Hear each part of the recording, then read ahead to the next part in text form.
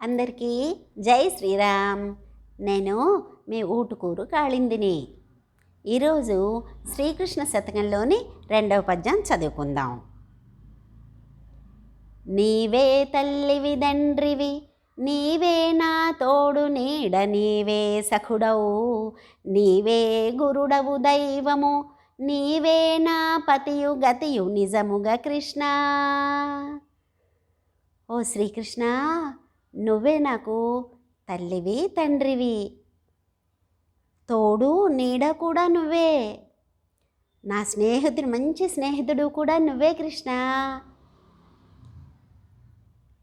నీవే నాకు గురుడివి, దైవానివి, నాకు ఆధారభూతుడివి, అన్నీ నా సర్వస్వం నీవే తండ్రి. నేను నీకు నమస్కరిస్తున్నాను, నన్ను ఎప్పుడూ చల్లగా చూడు తండ్రి అని మనం కోరుకుంటున్నామన్నమాట. అంటే ఏంటి, ఈ జగత్తులో అంతటా నిండి ఉన్నాడు కదా పరమేశ్వరుడు, శ్రీకృష్ణుడు, నారాయణుడు. ఆ తల్లి రూపంలో నారాయణుడే ఉన్నాడు, తండ్రి రూపంలో నారాయణుడే ఉన్నాడు.